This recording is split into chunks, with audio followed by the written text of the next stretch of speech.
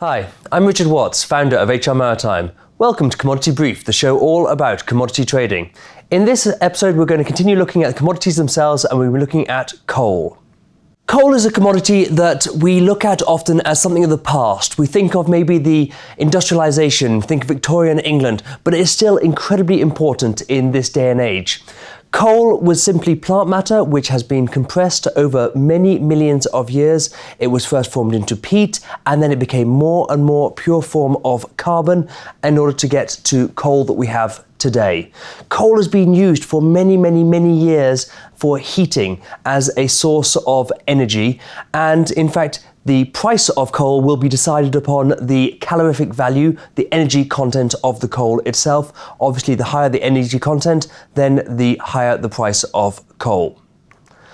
Whenever we're looking at coal itself, it's important to look at the uses. So coal is used extensively for power generation, and about 30% of the global power generation comes from coal itself. It's also used a lot for steel production, and about 70% of steel production uses coal as the heat source for the production itself. Otherwise, in terms of coal, we're really going for volumes. We're going for the scale, and so it is produced in massive volumes. The yearly production is about 8 billion tons of coal per year.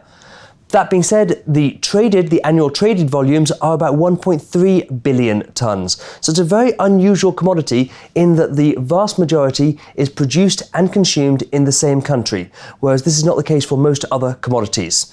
As far as reserves are concerned, the latest estimates seem to be around 1 trillion tons, but the general consensus is that there's no chance of running out of coal anytime soon. Otherwise, we can look at some of the price movements that we've seen over the last 20 years or so, and coal has gone from a commodity that used to be traded by the power generation companies. They used to buy it from the source directly, and now it is traded by trading companies themselves. And so we can see the prices were very stable for a long time, and then suddenly, as we went into the overinflated market that we had in about 2008, the prices went up quite substantially, and then due to overcapacity, overinvestment in the sector, they have reduced, and where they are today is relatively low compared to the last 10 years or so. That being said, today there is still a lot of capacity, and so a lot of the companies that are still being successful is because they have the scale, they have the volumes in order to manage these low prices at the moment.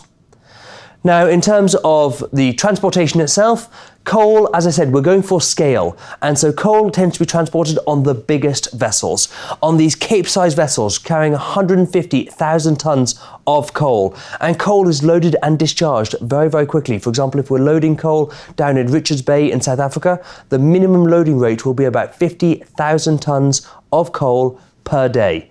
And so the idea is for these vessels not to stay in port very long, but to have a very quick turnaround because they are very expensive vessels themselves. So in terms of the coal itself, we have to look at the risks, and the risk of coal in transportation is overheating. Basically, it can ignite itself due to overheating, and this can be very dangerous. So if we ever see steam coming off coal, then we have to take immediate steps to get the temperature down. Another problem can be the emission of poisonous gases, and so this can be very dangerous for the crew, and also if these gases build up, then we can end up with an explosion very easily. Also, water content. We have to be careful about the water content in the coal to make sure it does not have the impact of destabilizing the vessel itself. In terms of the fundamentals which will change prices in the future, we're really looking at the power demand and the steel demand, but also things like the demand for nuclear energy will have an impact as well, because if people start moving away from nuclear, then they might use coal as a substitute, and also the prices of oil in the market will have a big impact. And so we can see some big changes in the price of coal going forward, and on the long term we're probably going to see a reduction in the use of it, but in the immediate future it is certainly here in large volumes. So that brings us to the end of this episode of Commodity Brief, where we've been focusing on coal. We hope that you've enjoyed it and that you'll click back soon. Thank you very much for watching, and see you soon.